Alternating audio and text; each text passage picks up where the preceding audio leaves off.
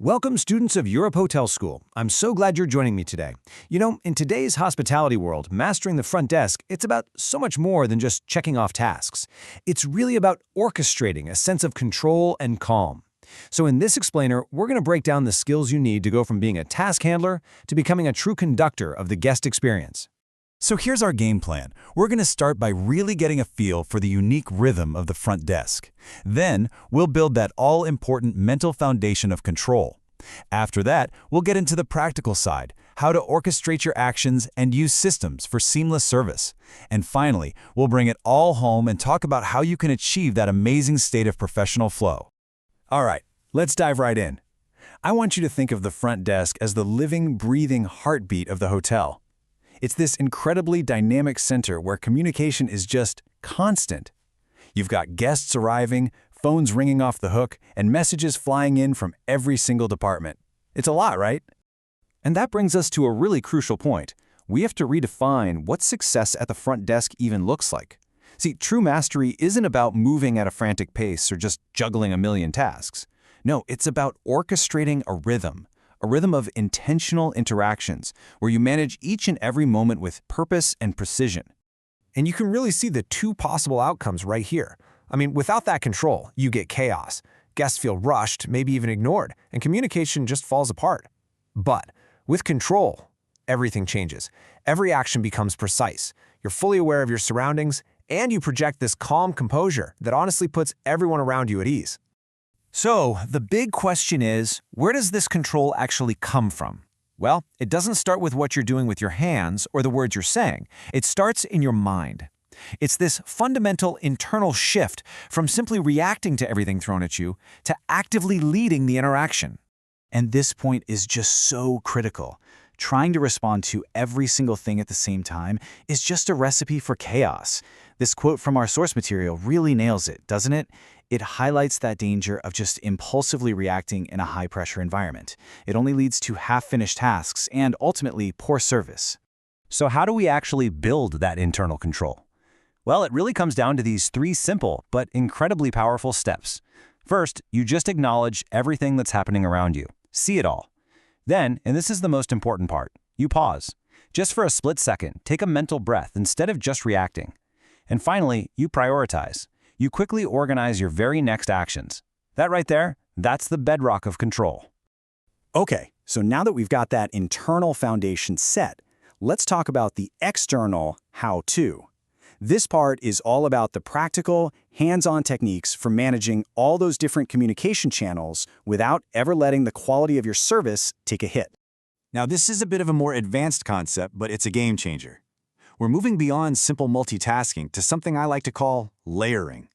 Think about it. You're handling a phone call, but you're still maintaining a presence with the guest right in front of you. Each interaction is its own distinct layer, and you manage it with its own timing and its own tone. Nothing is just scattered or random. Here are a few great examples of what that looks like in action. Let's say the phone rings. A professional greeting and a polite, "May I place you on a brief hold?" shows the guest at your desk that they are still your priority. Your calm, confident tone reassures both the caller and the guest that everything is under control. And of course, active listening means you get things right the first time, which saves everybody a ton of time. Individual skill is absolutely vital, but it can't stand alone. It needs support. So now, we're going to broaden our focus to the essential systems and habits that are designed to prevent errors, reduce that mental strain, and really create a framework for truly seamless service. These right here, these are the non-negotiables. It doesn't matter if it's a simple message from housekeeping or a really complex request for the concierge. Every single piece of information has to be managed systematically. We're talking clear notes, consistent use of your property management system, and accurate logging. These aren't just good habits. They are absolutely essential to your success.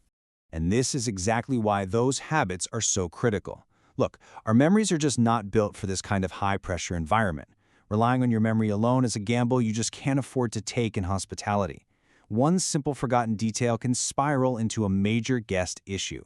Your system has to become your trusted external memory. Just look at the difference this makes.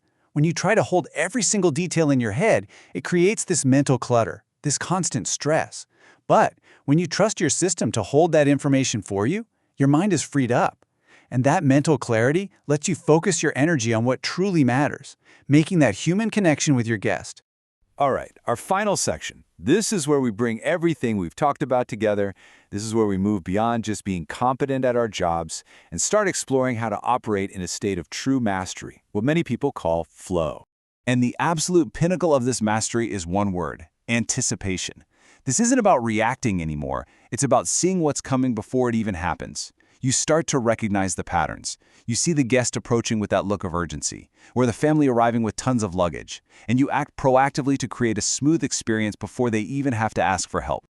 Now, this state of flow rests on 4 key pillars. You've got emotional control, so you can de-escalate tense situations. You have intuitive teamwork with your colleagues, where you just know what the other needs. You've got a mastery of technology, using it as a tool to enhance service, not to hide behind. And finally, you have adaptability, so you can handle whatever the day throws at you. And this right here is the ultimate transformation. When you master all these skills, you're no longer just checking guests in and out. You become the central coordinator for their entire experience. You're a master communicator, and, maybe most importantly, you become a calming, stabilizing presence for everyone in the hotel. So, as we wrap up, I want to leave you with a question to think about throughout your career. Every single day you're at that front desk, you have a choice to make. Are you going to simply handle tasks as they come at you, or are you going to be the conductor, orchestrating a beautiful symphony of excellent service? The choice, as always, is yours.